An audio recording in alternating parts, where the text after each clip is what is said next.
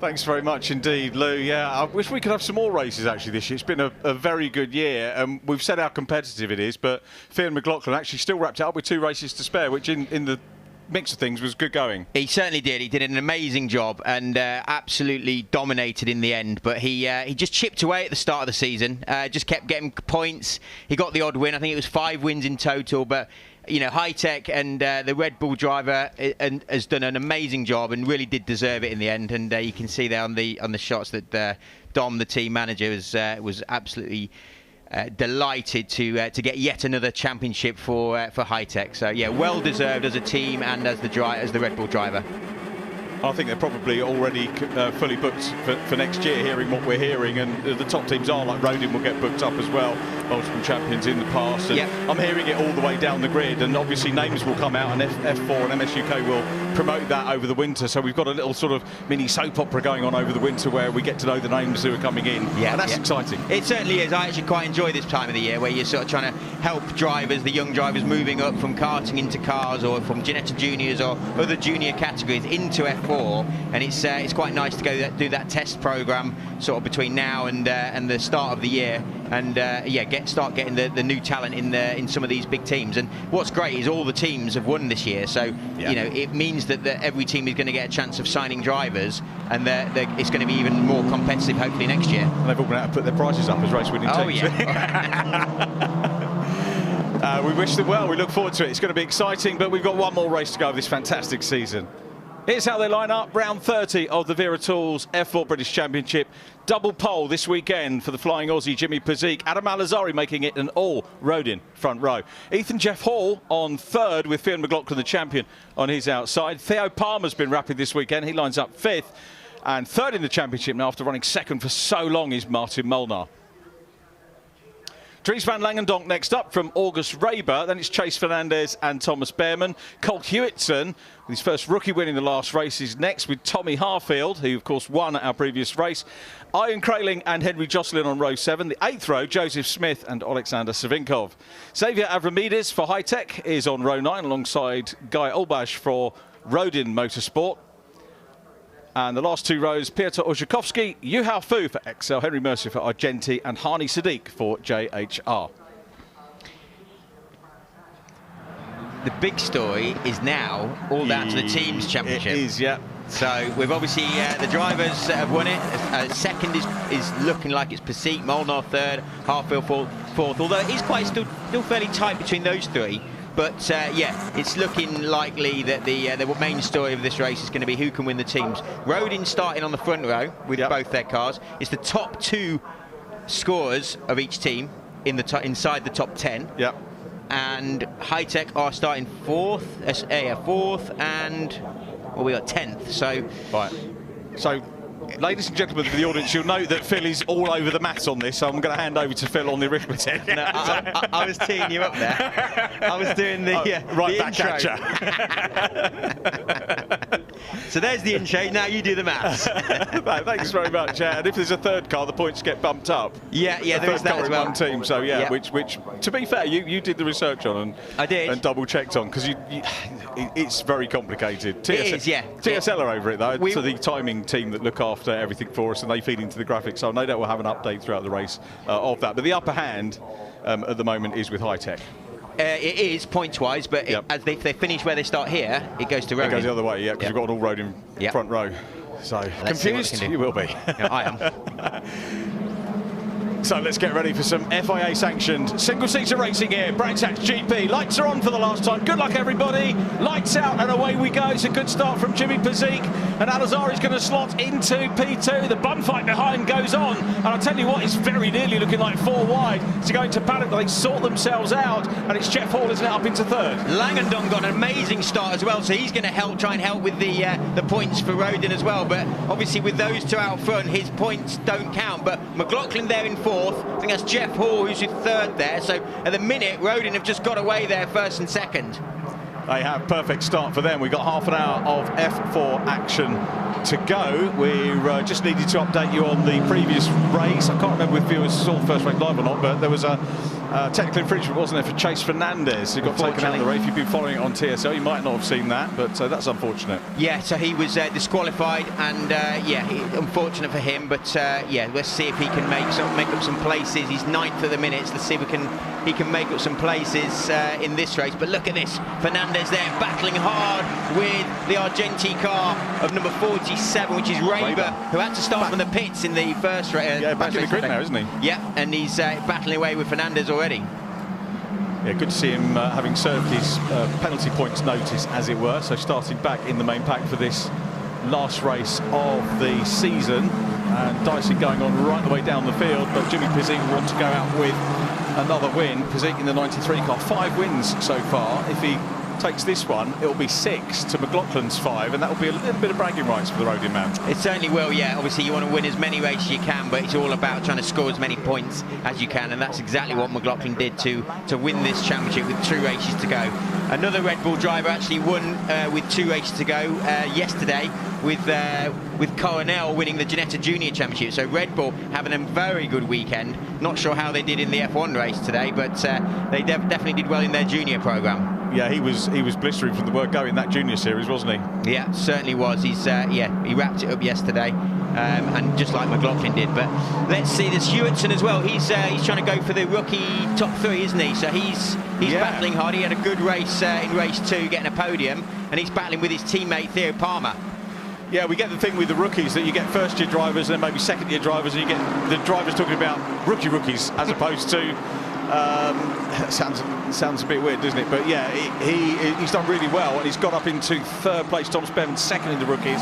Theo McLaughlin overall champion, obviously the winner, but Theo Palmer and Hewitson, they're actually tied together in this one, Phil. They're 11th and 12th. Yeah, they're very close in the race as well, and the championship. So let's see who comes out on top. But yeah, they've got Kraling there in that mix as well. He's been driving for Argenti for the last few rounds, doing a great job, trying to learn as much as he can. But we're on board with McLaughlin as he comes over the start-finish line. He's in 4th place, chasing down Jeff Hall, the Mercedes junior driver. So the Red Bull chases the Mercedes junior driver as they go through paddock, back up the hill into Druids as they brake as late as they can, turning in as early as you can as well. It's a very unusual cambered corner. So yeah, you can see a lot of lockups as they're trying to get the car stopped into Druids as they now come back down to Graham Hill. But yes, an amazing job from McLaughlin once again. Obviously, he is now going to try and help the high-tech team to take the team's title. That's what he needs to do, and it might be his part in possibly 3 years on the bounce next year. They will be back, all the teams, as Phil said, in the build-up to this, having won races, and you can go with any team. Let's have a look at the start. If you look further back, the McLaren car of Langendonk, he made a great start, went down to the middle of the circuit, actually got alongside McLaughlin, as you can see further out on the outside, but then had nowhere to go with Jeff Hall keeping them all behind. He did. That was a blistering start, wasn't it? And made up a few places using the outside line there as they go up Haywards Hill in towards Druids. Here's a replay from McLaughlin. Almost on the limiter there. Oh, a little bit of wheel spin. It's not bad. He got the second phase, was pretty good. Jeff Hall didn't quite get the best start there. You can't quite see Langendonk on the outside, but nearly got it down the inside. But Jeff Hall managed to cover it off nicely. But they are allowing the Rodin cars in front to get away there. They are, yeah. They don't really want to do that. It's still 1 and 2 with a decent gap between Pizik and Alizari in 2nd position. Jeff Hall is in 3rd. McLaughlin still 4th. Top rookie Van Langendonk in the rookies as well. And then Martin Molnar is going to wrap things up with, at the moment, 6th position, 3rd place overall in the championship. Again, a good year for Molnar. He did chase the championship lead, the championship winner for all the way, and just dipped off a little bit. Hasn't quite run through the end of the season. Yeah, I was talking to the team owner of Virtuosi, and yeah, he said that it was such a good start to the year, and he was on such a roll, but it just sort of phased off a little bit. I think maybe Knockhill sort of wasn't great. They had him and McLaughlin had a coming together, and there was another one at Zandvoort as well that Molnar got involved with. So he just had a bit of a bad run in the second half of the year, but he's definitely got some pace. He's just been a bit unlucky with some of his his racecraft at times. But yeah, I hope to see him, you know, going strong in the future years, whatever he decides to do. But yeah, he's definitely put Virtuosi on the map, hasn't he? He has this year, and you know, he's run on his own for a lot of the time. He hasn't had a teammate. Obviously, Salim Hanna came in and won both the races at the Grand Prix, won another race with us as well, so that helped him. But a lot of the other weekends, he's been on his own pretty much. Yeah, he has. Yeah, no, it just shows as well that when Hanna did come in and do those support races of the British Grand Prix and won them for Virtuosi, it just shows that they've not just got one good car and one good driver. They do actually have a very good good team there of good cars and good mechanics that obviously put the cars together well. But it's what they need, because yeah, we've seen it before with the likes of Hi-Tech and Rodin, who have won many championships. They have, the reason they win the championships because they have so many cars up there, and that's what other teams need to aspire to do. I was chatting to Charlie Edge, who is here this weekend. He can't race because he did the Challenge Cup, and he came and thanked us for the commentary, which was really nice of him. I had a chat with him and his partner. He's hoping to come back next year, and it is a struggle for him budget-wise. We know that, as it is for many people. But he's not the kind of, you know, youngster that's coming from overseas and being flown in and all that. He's a different profile. But he wants to do the full season, and I congratulated him. I think he's done a great year, Charlie Edge. As we get a little issue there for Henry Mercier, which is a pity. But Charlie looking forward to coming back, hopefully a full season, maybe Challenge Cup, but hopefully again with CDR. And the point I was coming to is that CDR, you know, have done well when they've got more people in the car as well. Yeah, I think Mercier is planning to come back as well. We're going to see again what happened. He's run wide there as he's come out of Surtees, so yeah, as you get on that exit curve, it just drags you off the circuit, so he's lost all his momentum and dropped right to the back. But let's hope that he does come back next year and fight for some wins, because he's had a big, strong learning year this season, and he's definitely he's got some unfinished business. Yeah, I mean, he's had rookie podiums, and that's how you've got to measure it for some of the new drivers, you know, and that's not easy. It's not been easy this year. No, not at all. And I think, like you said, it's because all the teams have been winning races. It's been so competitive this year, and that's why it's been even harder for someone that's come over for their first year in cars. But back on board with McLaughlin as he's going through Graham Hill Bend. Always got to be careful not to run wide there onto the exit curve, because you have got track limits. Then you go into Surtees, trying to get the best rotation you can on the car. Up the hill, use a bit of the exit curve. Now you've got the long stretch as you go down and back up into Hawthorns. You've got to almost try and sort of just lift as you throw the car into Hawthorns, get as much rotation as you can, just nibbling the inside curve, running wide and not using too much of the exit curve.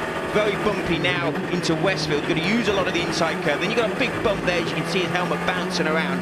Back down into Dingledale, which is now Sheen curve, completely blind. Throw it over the inside curve, not run too wide.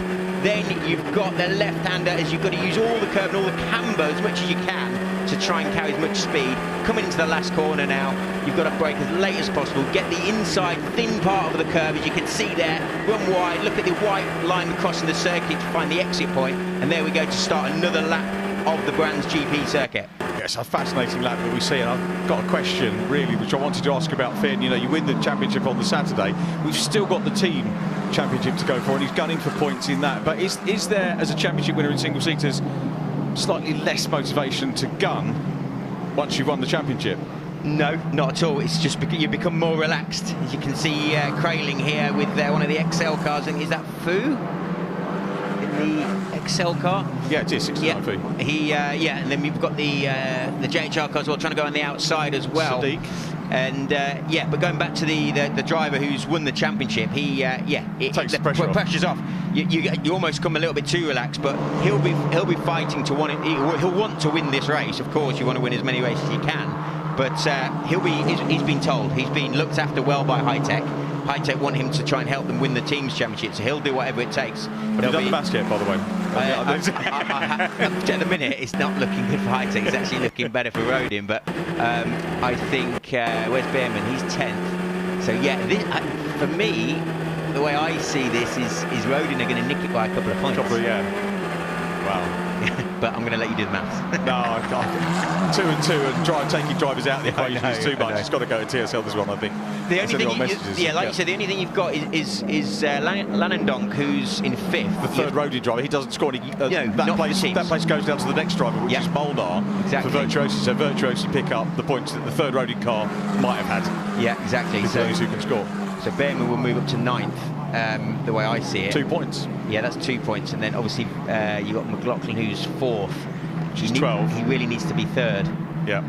So yeah, it's at the minute, the way I see it, is Rodin might just nab this teams championship off High Tech, which they'll be happy about that. They will be. They've worked hard to get all their cars on the grid, because they started with 3, didn't they? They did. Now running 4, and obviously we've had Ella Lloyd in that as well.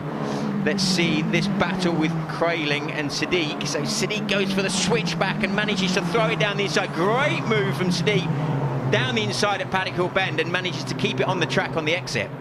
Need a little fan club, don't we, for Sadiq? It would be the Harney Army, wouldn't it? Which would be pretty good. That was a lovely move, wasn't it? It was. Really good seeing these newcomers coming in, doing the business. Superb stuff. Yeah, that was a very good move.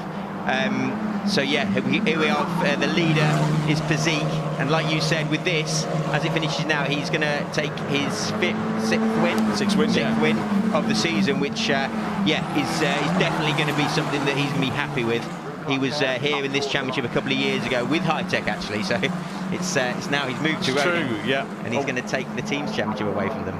When he was announced as the Rodin driver, you know, very clearly he's been a threat all year, and we thought, yeah, there's a potential champion. We were right. And I've got to say, his interview yesterday, with Louise after the race where he lost the championship, Phil won it. He was great. He was very gracious about it, but completely upbeat and natural and honest. Yeah, which was lovely. Really love that about Jimmy P. Yeah, and also I think you were saying as well with McLaughlin doing his interview, he was actually quite emotional, which he would be. Yeah. He's put a lot of work into this, and with him and his family and the team and Red Bull, they've worked so hard to make sure that he was on the grid this year, and he's absolutely paid them back.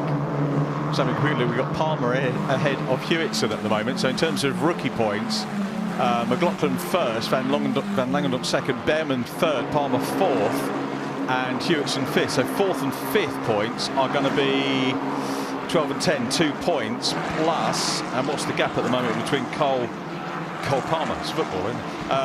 2-14, 2-3-7. Again, it's going to be very nip and tuck on third in the rookies. So Palmer taking 2 points out of him, and it's going to take it down to 1. So he needs to get another. Yeah, he's getting the place up. Yeah.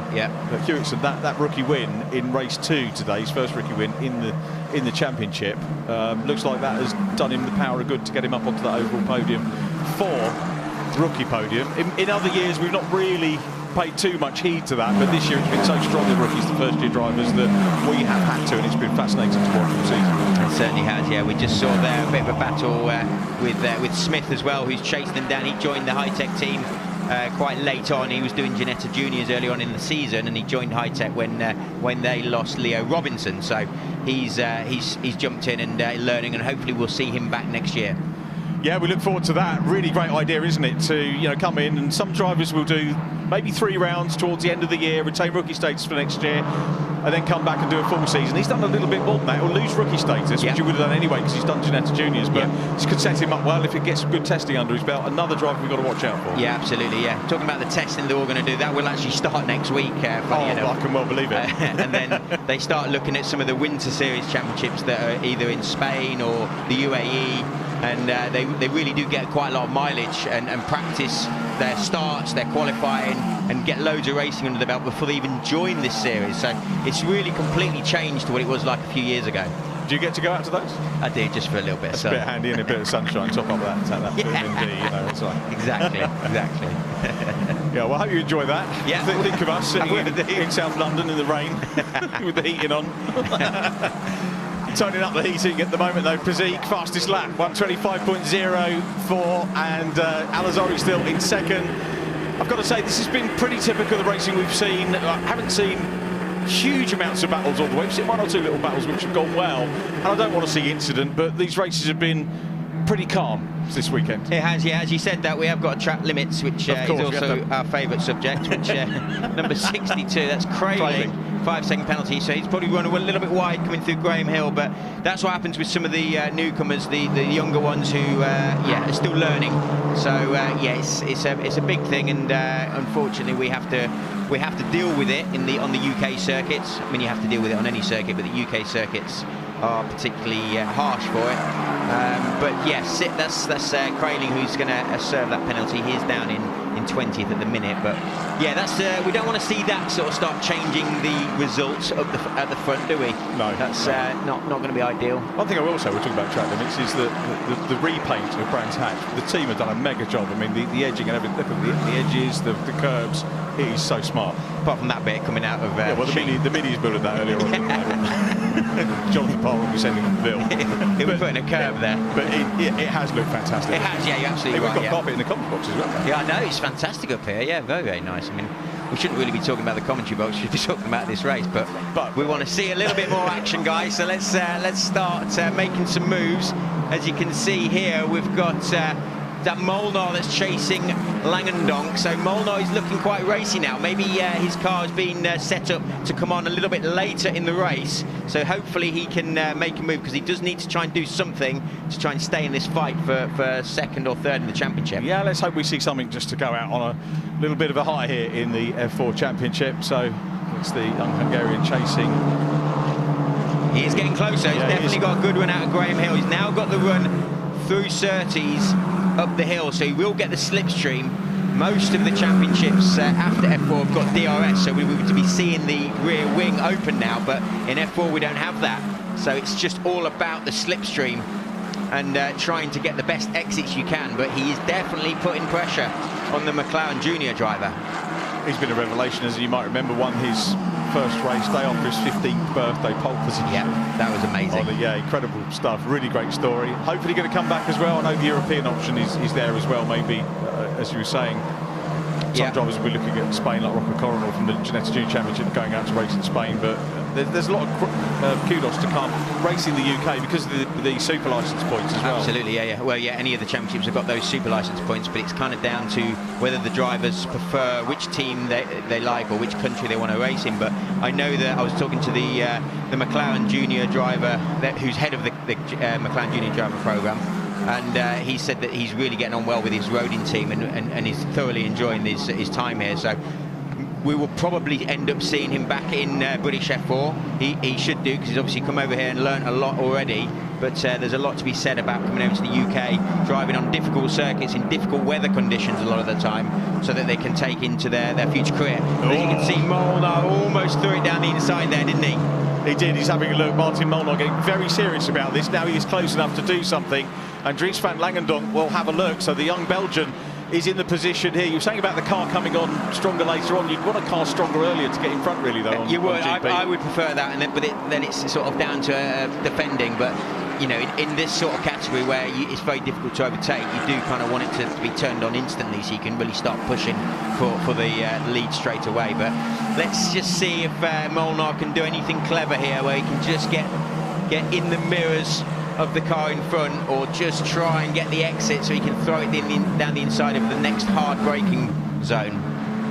Martin telling me he was start of the year, has something like 50 or more flights, you know, that he has to do coming into race in this championship. Massive commitment, not just in terms of the circuit time that you have to do, but the logistics of travelling around, and a lot of that he's done on his own. It's character building for these youngsters as well. And you can tell that, can't you, when you get to chat to them? Yeah, they mature very quickly when they have to do all that themselves, and they have to spend a lot of time with adults who are running their cars, and doing a lot of travelling. It does it takes it out of them, but it's definitely character building and matures them very quickly, so it sets them up nicely for the rest of their life. But is Molnar going to try and do something? Yes, he is, but it's too late. I don't think he was quite close enough, but Langendonk did leave enough space there, but you can run quite wide through Surtees there, so you don't lose too much time, which is exactly what Dries did there. Well, at least we see in the battle, though, 5 minutes to go, still time for Martin Molnar to use his 2 years of British F4 experience. Last year's rookie champion, moved up into the overall standings. Of course, you can be rookie championship as winners, and winners we've seen Phil McLaughlin do this year. He's just lost that little bit of momentum that you get when an initial go disappears, and he's got to rebuild it all again and try and get back on. But Van Langendonk, that first big challenge, he'll know that he's fended that off, and that will mean he'll have a little bit of extra confidence perhaps as he rounds through Clearways Clark curve onto the Brabham straight to tick off another lap. A reminder, we're looking at the driver riding on board from our champion. Yeah, he is closing very slightly, isn't he? He's, yeah, so Jeff Hall 25.4, but McLaughlin only a 25.5, so no, he didn't actually close in on that lap. They've both done the 25.0 as their best lap time. In fact, the top 4 have all done the same lap time. So this is why it's so close, and they don't get to run much closer than this, because they're all doing the same lap time. You know, it's all about trying to get an exit to get the slipstream to give you a little bit more speed down the straights. But unfortunately, when they're all as good as they are now, especially at the end of the season, when they're all at their best, it's tricky to sort of see a move. But McLaughlin is definitely looking quite racy now. Maybe he can make a move, and this will make a big difference if he can. If he can get into third, I think that one might put it back to high tech. Well, I've been doing some maths. Yeah. Well, actually, I haven't. Liz from F4 has been doing some maths and has let us know that as it stands, Rodin win the Team Cup by 1.5 points. No way, wow. So what are we looking at then? So we're looking at McLaughlin getting up to third. So points-wise, that's 15 to 18. That's 3 points. So yeah, he's exactly. got no pressure feel. That's how I worked it out. So yeah, and let's so you could do it. Yeah, well, I did actually get some help from Eve, who runs the championship. So yeah, it's unless we see some penalties, which we have just seen another one from Kraling, so that's 10 seconds now, which is not good for him. He needs to be bringing it back just slightly, just to try and not run as wide on exits. But look at this. We've got 3.5 minutes left now, so definitely McLaughlin is closing in. He has that lap. He's done a 25.3 against Jeff Hall's 25.4. Will he know that he's got to get third for that? So they'll be egging him on there. So okay, we've given you the title for the driver. Yeah. Double titles. Your turn now. Get on it, son. Yeah, there's no way Jeff Hall is going to let McLaughlin take it, though. Not a chance. These two are sparring partners in go-karts. And as we remember, Jeff Hall was World Karting Champion. He was World Karting Champion last year. McLaughlin was going for that as well. But yeah, he's now taken the title back by winning the British F4 Championship. So this is all about who's going to, is he going to be able to try and repay High Tech for that amazing championship win? We'll see. We're looking at Newhow Food just now in the previous shot with Guy Olbach, the 4th Rodin driver this weekend. Yeah, he's in the green liveried Rodin car, isn't he? Yep. And we can still see this battle getting quite tense between Langendonk and Molnar, but Molnar I don't think has dropped away slightly. Yes, so yeah, it's these guys, they've pushed on here, haven't they? The 2 Rodin boys. And then further back, it's all down to McLaughlin now. He's done the bit for himself. He really needs to start trying to pile the pressure on Jeff Hall in the Argenti car. So let's see, as he's got a few, probably, is it 1 lap? No, 2 laps now. 2 laps, yeah. 2 laps to do it. Can he do it, or are Rodin going to take the title? With Jeff Hall, I was going to say earlier on, he's really put himself in a good position. I don't know whether he's signed for next year or whatever, or if he's coming back.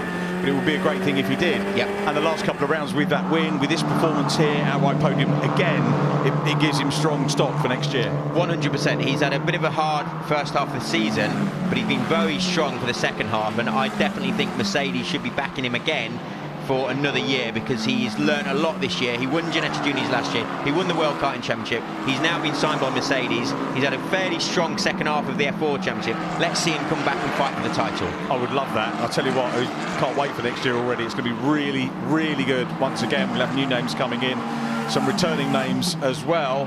Rodin will be looking to get the overall title, but they'll be happy with the team one here. Physique confirmation of his fastest lap, the race leader, and are they going to do almost a one behind each other finish here? They've got 1 more lap to go as they around Clark for the penultimate time. Physique ahead of Al-Azhari. Adam's had a good season, bag wins as well. Yeah. Fastest off the front wins and reverse grid wins, so he's been a very good package of a driver as well. 1 and 2 then for Rodin. Heath, Jeff Hall next up, then McLaughlin still there in 4th place, not quite close enough to get stuck in here, so it looks like we are going to have that Rodin team title. It looks that way, doesn't it? McLaughlin definitely doesn't look that close unless something happens on this last lap, but it is looking like it's going back to Rodin, who have won. They won many championships in the early days. Their first one with Lando Norris back in 2014, I think it was. And yeah, that was their first, and they got many more after that. But High Tech have come on real strong over the last few years that they've been doing F4. and this man is the latest champion for that team. And you want to see that. You want to see all the teams battling it out, and you know, you see some teams strong at some circuits, others at different ones too, and it's just a really good thing to see, rather than having one team running away with it all the time. So long may that continue. Absolutely, yeah. No, it's been a fantastic season this year with, like you said, so many teams winning and so many drivers getting that top spot. It's been a really good year, and like you said, I think next year is going to be even stronger. McLaughlin is a little bit closer there, but he's only got one corner to do it, and it's going to go to Pasiq for the win and Rodin for the team's championship.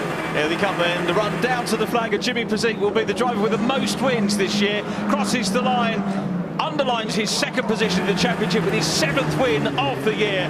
Pasiq wins, Al-Azhari second. On board we go with Fionn McLaughlin, this year's double champion, who takes 4th place behind Ethan Jeff Hall. It's a super job by the Rodin team to clinch the team's championship in the last race of the season. Great performance from them at Brands Hatch. Yeah, certainly was. You could see how frustrated McLaughlin was as he crossed the line, because he knew he had some pace there to try and do something, and he knows that the championship has gone to Rodin now. But yeah, great job from Dickie, who runs the team, and all the guys at Rodin who have done a fantastic job to help win the team's championship.